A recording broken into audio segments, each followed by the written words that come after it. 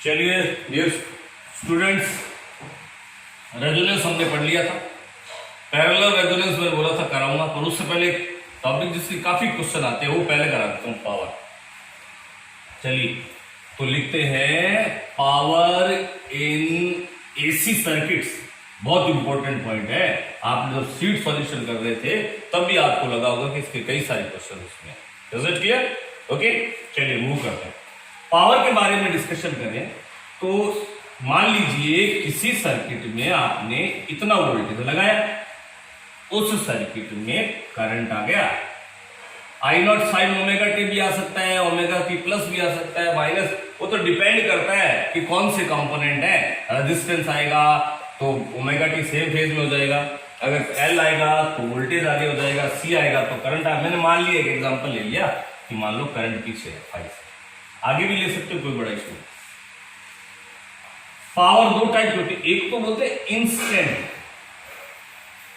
Instantaneous power. Power हमेशा voltage into current होता है, P इक्वल्स टू VI यानी EI। E की वैल्यू रख देते हैं इंस्टेंट, E की जगह E not sign omega T और I की जगह I not sign omega T minus. ये पावर होती है। पर ये इंस्टेंट पावर है, इससे क्वेश्चन कुछ भी नहीं पूछा जाएगा। क्वेश्चन किसका पूछा जाएगा, और जो बोर्ड के स्टूडेंट है वो नोट भी कर ले, क्वेश्चन पूछा जाता है एवरेज पावर से। किससे? एवरेज। डेरिवेशन भी पूछ लेता है, इसलिए इसका डेरिवेशन भी से ध्यान से समझ लीजिएगा। तो हम एवरेज पावर कैलकुलेट करना स्टार्ट करते हैं। एवरेज पावर, ओके गाइस, चलिए चलते हैं एवरेज पावर। देखिए इंस्टेंट पावर कितनी थी, E not sign omega T, I not sign omega T minus. आपको एवरेज निकालना है, एवरेज पावर। अरे भाई एवरेज तो हम पहले सीख चुके हैं, एवरेज P बार। याद करो, एवरेज निकालने के लिए इस इक्वेशन का E not I not sign omega T और साइन ओमेगा टी माइनस 5, इस इक्वेशन का दिए गए ड्यूरेशन के लिए इंटीग्रेशन कर देते हैं dt और उसी ड्यूरेशन से डिवाइड कर देते हैं। ऐसा ही तो स्टार्ट किया था चैप्टर, याद कीजिए, एवरेज निकालने के लिए। Okay, E bar E not, average power E nought I nought upon T तो बाहर आ गया, इंटीग्रेशन में साइन ओमेगा टी। इस साइन ए माइनस बी से इसका एक्सपेंशन करते हैं। साइन ए माइनस बी का एक्सपेंशन होता है sign A cos B minus cos A sine B. क्या होता है भाई?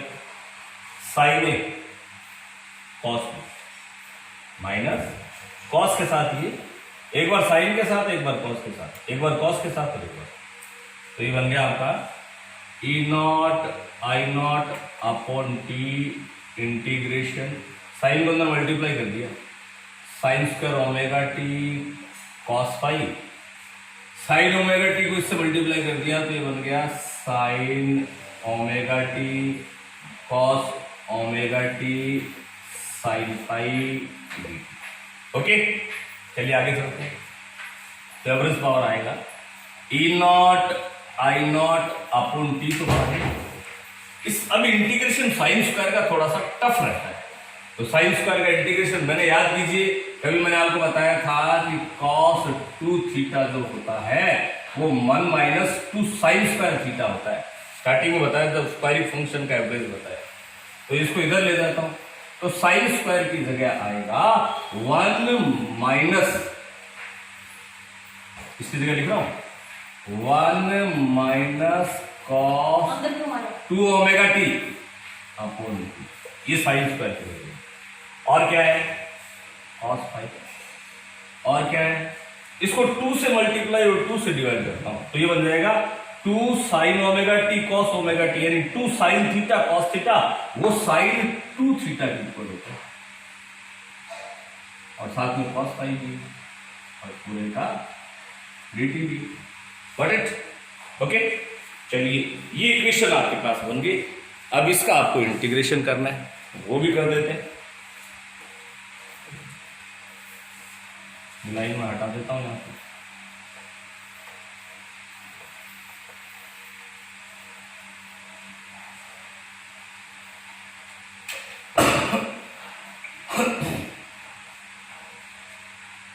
देखिएगा पी बार जो है वो आएगी E nought I nought upon T. अब जब मैं इसको कॉस फाई को दे रखता हूं, इंटीग्रेशन करूंगा तो 1/2 का इंटीग्रेशन तो t/2 हो जाएगा और लिमिट लगेगी तो कैपिटल T/2। कॉस फाई वैसे का वैसा, इसका केस है 1/2 और cos 2 ओमेगा टी और sin 2 ओमेगा टी का इंटीग्रेशन पहले से 0 होता है। याद करो मैंने फर्स्ट लेक्चर में बताया था कि जब एवरेज निकालना होता है तो उस कंडीशन में sin omega T cos omega T sin 2 omega T cos 2 omega T इन सब का एवरेज बोल दो या इंटीग्रेशन बोल दो, वो 0 होता है। तो इसका भी 0, इसका भी 0, तो ये तो हो गया। तो ये 1/2 का स्मॉल t/2 वाला था, लिमिट लगाऊंगा तो t/2 और cos फाई इतना बच गया। कैंसिल हो गया, ई बार आएगा E nought I nought cos phi. इस 2 को मैं यूं लिख देता हूं √2। क्यों भाई? वो इसलिए क्योंकि एवरेज पावर आ जाएगी ई आर एम एस। याद करो ई नॉट बाई √2 क्या होता था? I R M S cos phi. ये एवरेज पावर, एवरेज पावर क्या है? एक बार बोलिए तो E R M S I R M S cos. एक चीज याद रखना, कॉस फाई वैसे का वैसा आ रहा है, पर यहां पे साइन फाई था 1 - cos 2 ओमेगा टी के साथ में, यहां साइन फाई था। देख लीजिए पीछे, cos फाई इधर आ गया था, साइन फाई इधर आया। ओके, इसमें मैंने cos फाई वाले का इंटीग्रेशन आ गया, साइन फाई वाले का इंटीग्रेशन 0 है। वैसे तो इसका भी 0 है, वापस से रिपीट कर रहा हूं, सुन लेना, कंफ्यूज मत होना। ये 3 स्टेप है, तो 1/2 अलग है, फिर cos 2 ओमेगा टी अलग है और sin 2 ओमेगा टी अलग। cos फाई इसके साथ भी है, इसके साथ भी है, इसके साथ sin है। तो cos फाई वाले ने तो कुछ ना कुछ आंसर दिया, sin फाई वाले ने कुछ नहीं दिया। cos फाई वाले इस क्वेश्चन में आंसर दे दिया, sin फाई वाले ने आंसर दिया। क्यों बताइए, आगे बताओ क्या है power? E R M S I R M S cos phi. चलिए अब इस पावर का एनालिसिस भी कर देते हैं। क्या बोलती है ये पावर? ये पावर ये बोलती है कि आज के बाद तुम मुझसे पूछेगी एसी सर्किट में एवरेज पावर बताओ, तो मैं बोलूंगा E R M S I R M S cos phi.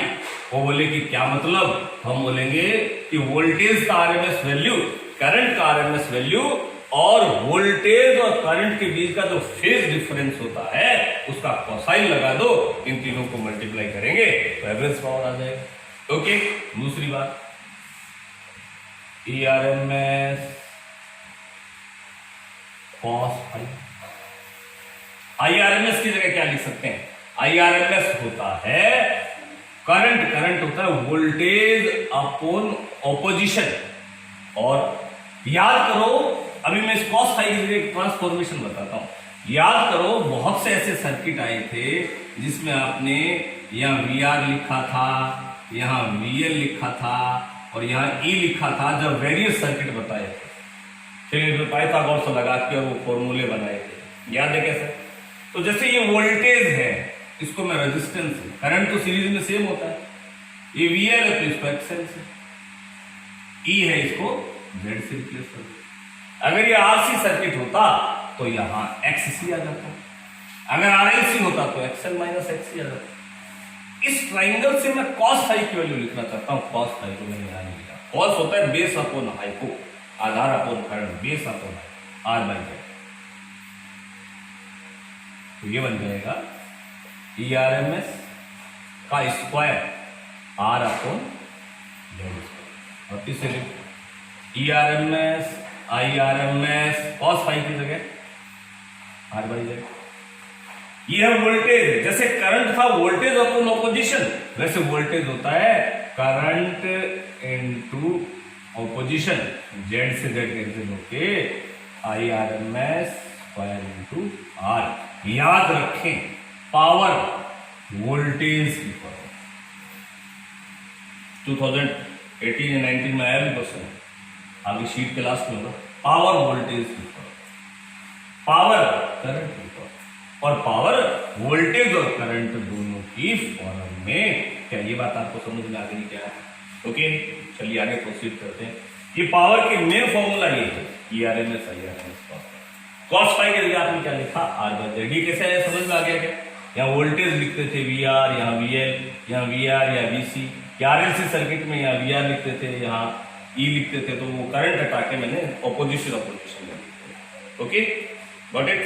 चलिए अब कोई मुझसे पूछे कि पावर बोलो, तो मैं बोलूंगा भी ERMS IRMS कॉस फाई। तो मैं बोलूंगा कि प्योर आर वाला जो रेजिस्टेंस सर्किट था और रेजोनेंस था, याद करो इनमें तो दोनों सेम फेज में होते थे, फाई 0 होता था। फाई 0 होते ही ये बन जाएगा ERMS cos 01 IRMS। ये पावर हो गई किसमें, प्योर आर में और रेजोनेंस वाले सर्किट। पर अगर मैं बोलूं कि प्योर एल और प्योर सी, तो इनमें तो वोल्टेज या फिर करंट 90 डिग्री से लीड या आगे पीछे होता था, तो यहाँ फेज डिफरेंस 90 आएगा, cos 90 0 हो जाएगा, रेफरेंस पावर उनकी हो जाएगी 0। याद कीजिए सर, मैंने आपको बताया था कि एसी सर्किट्स में करंट को कंट्रोल करने के लिए रेजिस्टेंस का नहीं यूज होता, क्योंकि रेजिस्टेंस में तो पावर लॉस हो जाता है। एल और सी यानी इंडक्टर और कैपेसिटर का यूज होता है। क्यों भाई? क्योंकि इनमें पावर फैक्टर यानी ये फेज डिफरेंस 90 होने की वजह से, cos 90 की वजह से 0 हो जाता है। So that's why there is no power loss while using inductive coil और कैपेसिटर। यानी कॉइल और कैपेसिटर का अगर यूज करते हैं तो पावर लॉस 0 होता है। इसीलिए पंखे में कैपेसिटर रखते हैं, ट्यूब में कॉइल लगाते हैं। समझ गए ना? अब याद करो, जैसे पंखे का वो सेल या कैपेसिटर कंडेंसर खराब हो जाता है, तो वो फिर सी नहीं बनता, वो आर बन जाता है, वो पावर खाने लगता है, तभी उसकी स्पीड 0 हो जाती है। फिर हम इलेक्ट्रिशियन को बुला के उस सेल को चेंज कर देते हैं। Okay, got it.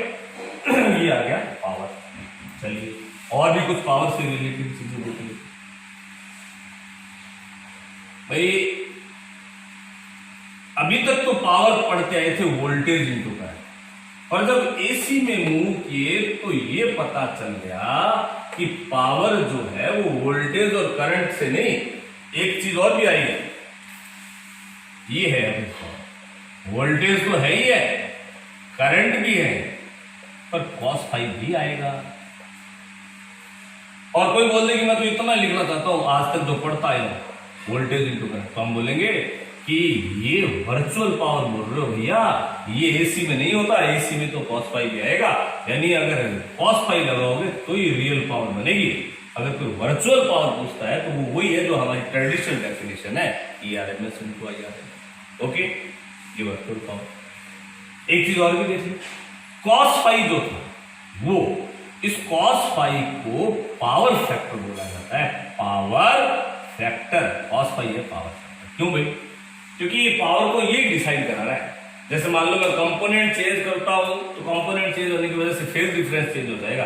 तो इस सारा का सारा खेल cos फाई का है, इसको पावर फैक्टर बोला जाता है। कोई हमसे पूछे कि बताइए पावर फैक्टर क्या होता है, तो हम बोलेंगे पावर फैक्टर होता है वोल्टेज और करंट के बीच का जो फेज डिफरेंस होता है उसका कोसाइन पिक कर लो, या फिर रियल पावर, ये इसमें वर्चुअल का डिवाइड कर दो, तो क्या बचेगा? रियल पावर में वर्चुअल का डिवाइड कर दो, पावर फैक्टर।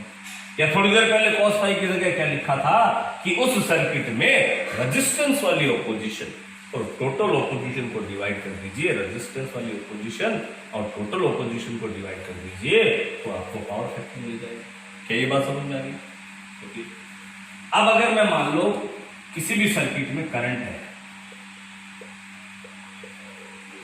ओके, इस सर्किट में ये IRMS है, ये फाई करंट है, वो 5 फेज। तो इसके मैं दो कंपोनेंट तो नहीं बोल सकता, फेजर कंपोनेंट बोल सकता हूं। एक तो cos फाई क्योंकि ये स्केलर है, IRMS साइन। तो ये IRMS cos फाई जो है इसको बोलते हैं व्हाट इज करंट। ये वो करंट का फैक्टर है जो पावर डिसाइड करता है, क्योंकि कॉस आ रहा है या साइन तो नहीं आ रहा। तो अगर आपसे कभी भी व्हाट इज करंट बोले यानी कार्यकारी धारा बोले तो वो IRMS cos फाई बोलेगा। सिर्फ करंट बोले तो IRMS, कार्यकारी या व्हाट इज बोले तो IRMS cos फाई। और कई बार व्हाट लेस करंट पूछे, क्या बोले तो भाई जान, व्हाट लेस करंट यानी कार्य। बहुत बार पूछा गया, ये वर्ड इंपॉर्टेंट है, स्टार लगाना, कार्यहीन धारा। ये अगर पूछे तो इसका इंटीग्रेशन 0 आया था, मैंने बयान दिलाया। इसने पावर डिसाइड में कोई रोल प्ले नहीं किया। तो IRMS साइन फाई जो है वो वाटलेस करंट है, यानी वो कार्यहीन धारा है। क्या ये बात आपको समझ में आ गई क्या? चलिए बोल, चलिए अब इसका एक बार पावर का रिवीजन कर लीजिए आप पूरे का, फिर अपन इसके क्वेश्चन एग्जांपल को और पढ़ते हैं पावर के।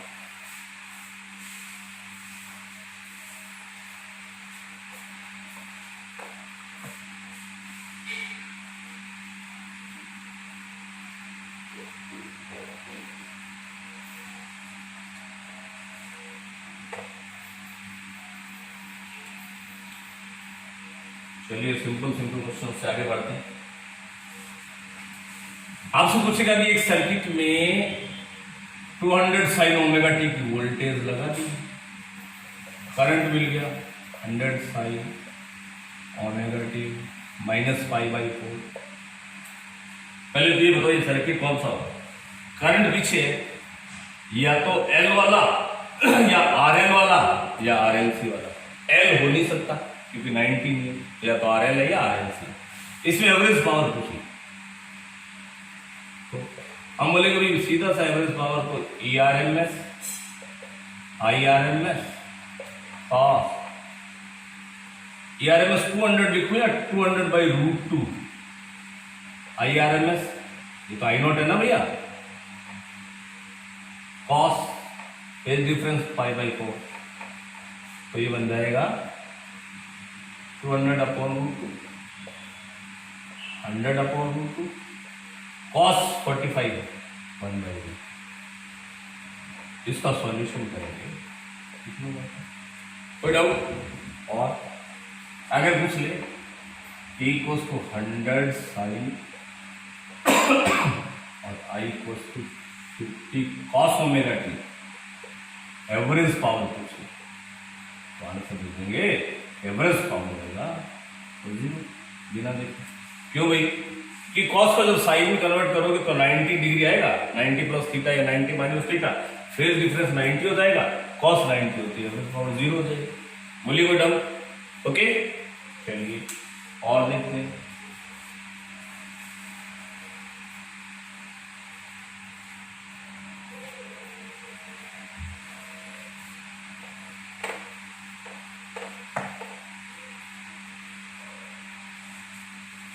वो बोल रहा है कि एक पाई ओम का रेजिस्टेंस है, कितने ओम का? पाई ओम। इस रेजिस्टेंस के साथ एक AC सोर्स लगा दिया 50 हर्ट्ज का। अब कई स्टूडेंट से मुझे पूछा था कि ये F है ओमेगा, मैंने बोला था यूनिट अगर हर्ट्ज आए तो फ्रीक्वेंसी F लीनियर, रेडियन पर सेकंड आ जाए, F आ जाए, हर्ट्ज आ जाए, साइकिल पर सेकंड आ जाए, ये सारे हर्ट्ज ये F होता है, और रेडियन पर सेकंड आ जाए तो ओमेगा होता है।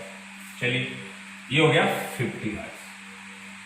ओके, अब वो कह रहे हैं कि इसी सोर्स में, सेम सोर्स में, इस रेजिस्टेंस के साथ में 10 मिली हेनरी के कॉइल और लगा दी। सोर्स वही है, फ्रीक्वेंसी भी वही है।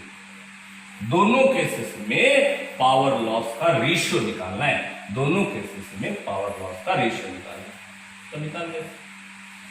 पहले इसमें निकाल लेते हैं पावर, जब ओनली रेजिस्टेंस है क्या होता है? ERMS IRMS cos phi. अब इसमें निकाल लेते हैं, जब R और L है, ERMS IRMS cos फाई। अब एक एक करके वैल्यू निकालो, प्योर आर में तो फेज सेम होता है वोल्टेज और करंट में, cos फाइव cos 0 1 हो जाए। इसमें नहीं होता भाई, इसमें तो निकालना पड़ेगा। चलिए 1 था, इसको 1 लीजिए। अब आगे चलिए, अब दोनों का मैं रेशियो निकाल रहा हूं, RL और ओनली R वाले का। वो बोलेगा कि क्या दोनों में ERMS सेम यूज करने पड़ेंगे या E1 E2 लगाओ? तो मैं बोलूंगा भैया सोर्स तो सेम है, फ्रीक्वेंसी भी सेम है, तो E तो हो जाएगा। फिर मैं बोलूंगा कि दोनों में करंट सेम लगाऊं या करंट अलग अलग होगा? आप बताओ। अलग अलग, क्योंकि दोनों की ऑपोजिशन अलग अलग हो गई, तो करंट तो वोल्टेज अपन ऑपोजिशन होता है, इसलिए अलग अलग आएगा। एक आई लीजिए, एक आई लीजिए। इसका cos फाइव तो 1 हो गया, रेजिस्टेंस cos 0 होता है, और इसका cos फाइव हो गया R बाई। ठीक है, अब ये तो कैंसिल आउट हो गया, इन से और पीछे छुड़ा लेते हैं।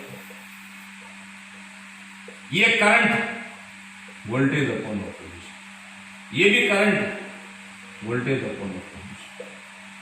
ये RL का करंट है इसलिए Z आएगा, ये सिर्फ R वाला करंट है इसलिए R आएगा। क्या ये बात समझ में आ गई? क्या ये RL सर्किट था इसलिए करंट वोल्टेज अपॉन ऑपोजिशन, ये सिर्फ R था इसलिए वोल्टेज अपॉन R। क्या ये बात समझ में आ गई? क्या यार लगा दिया, तो ये तो इससे ये कैंसिल हो जाएगा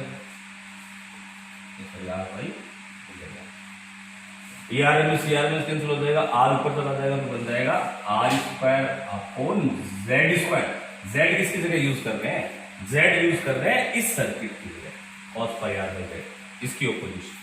तो ये R² upon Z², R² plus इसका Z होता है R² प्लस XL यानी 2πFL I² और अंडर। अब वैल्यू पुट कर देता हूं, R की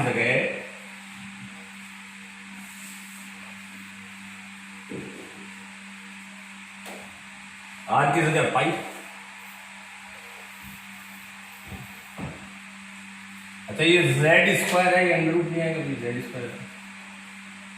है, फिर अपॉन में π², इसका स्क्वायर करेंगे तो आएगा 4π² F का स्क्वायर अंदर ही लिख देता, 2πF कितना है 50, L कितना है 10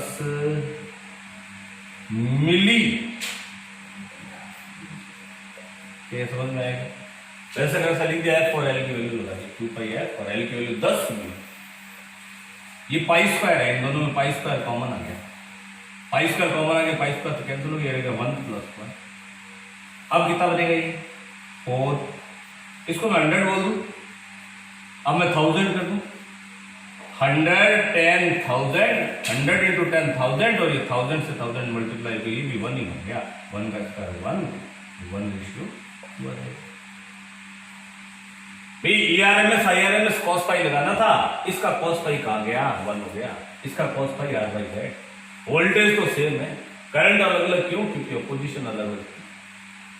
करंट की जगह क्या लिख दिया? Voltage upon opposition, voltage upon resistance का। कोई डाउट? इस क्वेश्चन को एक बार रिवाइज भी कर लीजिएगा।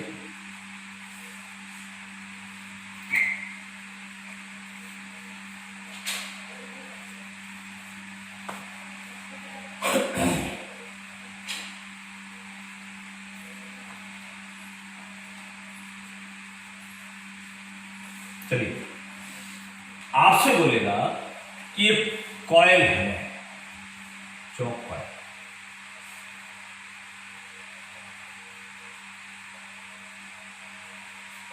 सिक्सटी हर्ट्ज पर उसका पावर फैक्टर है वो 1/2 है, तो 120 हर्ट्ज पर उसका पावर फैक्टर कितना होगा? ये बहुत बार क्वेश्चन आ चुका है कंपटीशन में, बहुत बार, कि चौक कॉइल है 60 power factor 1/2 on 60 hertz frequency, तो 120 हर्ट्ज पे उसका पावर फैक्टर क्या है? चलिए, अब मेन चीज क्या है, पहले तो ये याद, मैंने बताया था जब भी चौक कॉइल आ गए या एक वर्ड आगा, अभी तो नहीं, आगे आएगा सोलोनाइड आ जाएगा। इन सब का मतलब आरएल सर्किट होता है, यानी इनमें कॉइल के साथ साथ एल के साथ साथ आर भी होता है। जैसे मैंने एक न्यूमेरिकल में कराया था, जिसमें मैंने लिखा था 2 ओम 2 हेनरी। 2 ओम 2 हेनरी का मतलब वो चौक कॉइल, उसमें रेजिस्टेंस भी होता है उसके साथ साथ, समझ गए? तो ये जैसे उसने चौक कॉइल बोला वैसे हमारे दिमाग में आ गया कि आरएल सर्किट है। ओके, तो हमसे बोल रहा है कि सर्किट है आरएल। कैसे पता चला? चौक कॉइल। उसका पावर फैक्टर जानते हो क्या? हाँ, पावर फैक्टर तो सबका ही जानते हैं, R/Z। इसने पावर फैक्टर दे रखा है 1/√2, तो 1/√2 लिख दिया। आरएल सर्किट का Z जानते हो क्या? हाँ जानते हैं। क्या होता है? R स्क्वायर तो सेक्शन स्क्वायर, स्क्वायर कर दो 1/2, इधर भी कर दो, इधर अंडर हट जाएगा, क्या बनेगा? 2r² r² प्लस, इधर आ जाओ, क्या आया? R = SXL, यानी जिसका पावर फैक्टर 1/√2 है, उस कॉइल में जितना R होगा उतना ही XL होगा। ये हमने देख लिया, ये तो अभी हमने कैलकुलेशन किया है। आगे पूछता क्या वो देख, वो कह रहा फ्रीक्वेंसी डबल कर दो, कर दिया।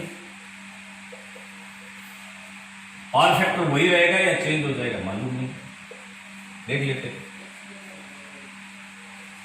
वही पावर फैक्टर होता तो R/Z ही है, और ये है तो कॉइल ही, आपने तो वोल्टेज की फ्रीक्वेंसी बढ़ाई है। Z तो आरएल सर्किट का R² + XL² होगा। अब फ्रीक्वेंसी बदलने से इन तीनों में क्या क्या चेंज होता है वो और देख लीजिए। इसमें क्या चेंज होता है? बहुत बड़ा चेंज होता है। क्या? कुछ भी नहीं होता, रेजिस्टेंस फ्री बताया। एक्सेल बदलता है क्या? हाँ बदलता है, तो फिर भी एक्सेल बदलना पड़ेगा। चलिए, वैसे X L directly proportional to F होता था, आपने फ्रीक्वेंसी डबल कर दी तो एक्सेल भी डबल हो जाएगा। इसका मतलब नया पावर फैक्टर आएगा। नया पावर फैक्टर किसकी वजह से आ रहा है? जेड की वजह से, और जेड में भी किसकी वजह से? एक्सेल की वजह से। तो ये आएगा R/√R²। एक्सेल नए वाला लिखना है, तो क्या मैं नए एक्सेल की जगह पुराने एक्सेल का डबल लिख दूं क्या? क्योंकि फ्रीक्वेंसी डबल की है तो एक्सेल भी डबल हो जाएगा। तो नए एक्सेल की जगह पुराने एक्सेल का डबल। ठीक है, कर दिया। 2 का स्क्वायर भी तो करना है डबल का।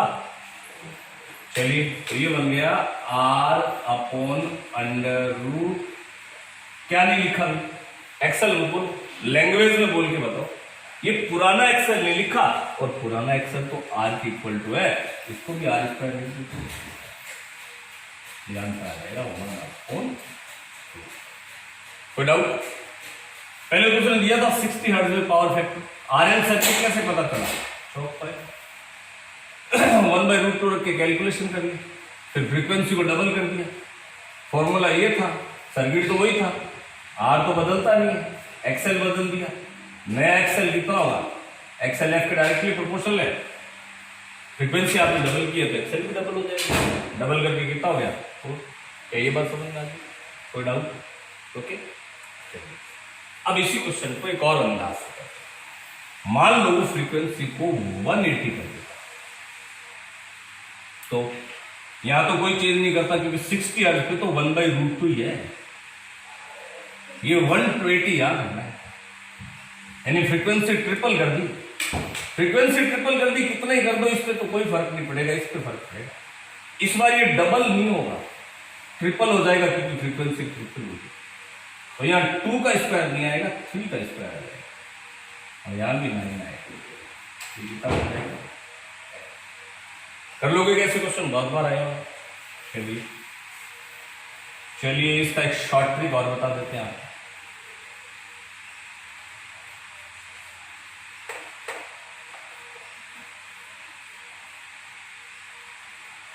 चलिए, इसका एक शॉर्ट ट्रिक देख लेते हैं।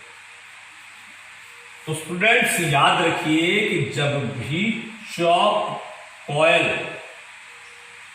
वर्ड आ जाए और उसका पावर फैक्टर आपको बोल दे किसी भी फ्रीक्वेंसी पे, मान लो एफ फ्रीक्वेंसी 1/2, और फिर डबल कर दे फ्रीक्वेंसी को, ट्रिपल कर दे। अभी मैंने डबल किया था तो आंसर आया था 1/√5, याद है क्या? 3 किया था तो ये नए पावर फैक्टर आए थे, याद है? बस ये शॉर्टरी की बनी।